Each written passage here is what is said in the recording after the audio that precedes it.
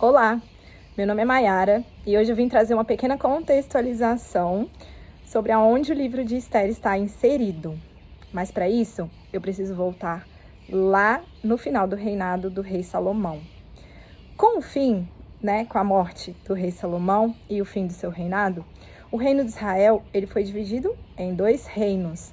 Nós temos o reino de Israel, em que ficaram 10 tribos do reino, e tendo como capital Samaria.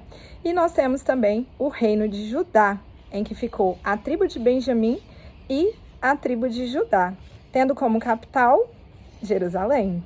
Foi isso mesmo. Bom, cerca de 200 anos se passaram aí na história em que o povo, tanto de Israel como de Judá, obedecia, desobedecia a Deus. Muitos profetas foram levantados para avisá-los e não teve jeito. O que Deus fez?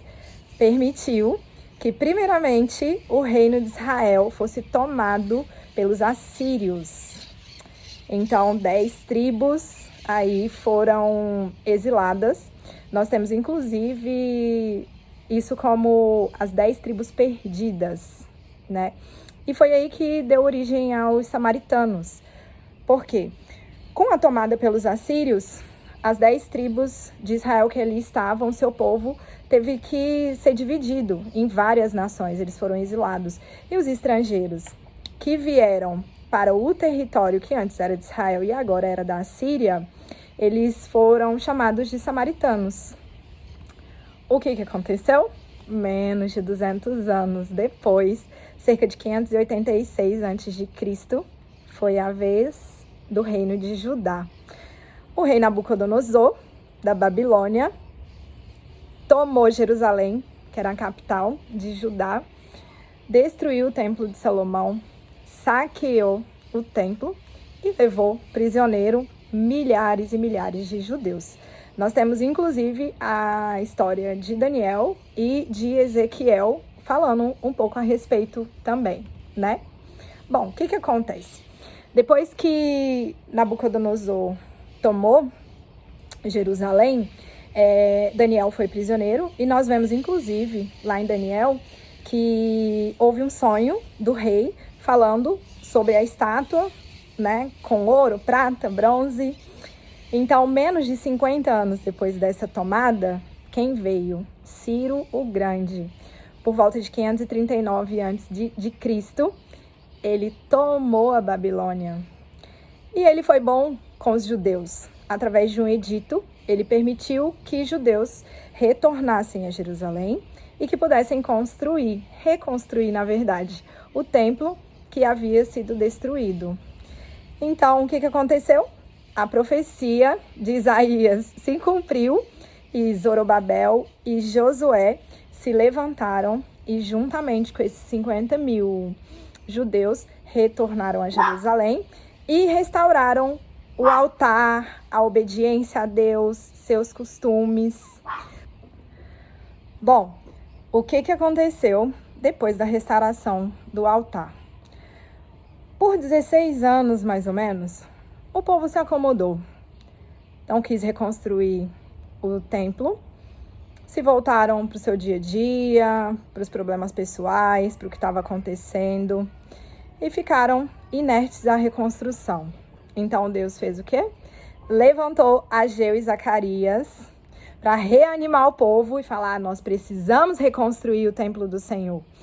E, por volta de 516 a.C., no reinado de Dario, eles conseguiram restaurar o templo, reconstruir, e assim nós tivemos o segundo templo em Jerusalém. Só que o que acontece?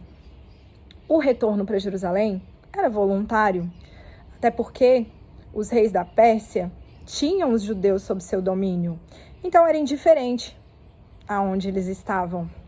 Então muitos permaneceram na Babilônia, em Suzã, alguns foram para Jerusalém, mas isso ficou sobre a vontade de cada um. Então muitos decidiram ficar ali na Babilônia, em Suzã, porque já tinham construído a sua vida ali. Então não retornaram para Jerusalém. E é aí que vem a história de Esther. Mais ou menos uns 35 anos depois, Esther é coroada rainha da Pérsia. Foi em cerca de 480 a.C. E é aí que a gente vai iniciar a leitura do livro de Esther. Então, o que nós temos até agora? Nós temos o fim do reinado de Salomão, a divisão do reinado em Reino de Israel e Reino de Judá, um período de mais ou menos 200 anos em que Deus levantou vários profetas para falar: me obedeçam, estejam comigo. E nada foi feito. Então, tanto o povo do reinado de Israel como o povo do reinado de Judá foram levados prisioneiros. Então, nós tivemos a queda dos dois reinos, né? E o exílio, tanto para a Babilônia como para outras nações. Nós tivemos a reconstrução do segundo templo e nós tivemos a coroação de Esther. Mas vamos lá. Esther, órfã, judia. Por que ela foi coroada a rainha do maior império que havia na época? Isso a gente vai descobrir com a leitura. Então, eu te convido a ler conosco esses 10 capítulos, a aprender muito sobre a história de Esther. E eu gostaria também que você deixasse seu comentário. É o meu primeiro vídeo. Tá vendo que às vezes, né? Sai. É o meu primeiro vídeo, então deixe seu comentário sobre o que você achou, se você já sabia disso, se ficou muito claro para você e agora fez muito mais sentido para que eu possa redirecionar os próximos estudos. E fica aqui que a gente vai falar ainda sobre a leitura de Esther. Tô esperando seu comentário.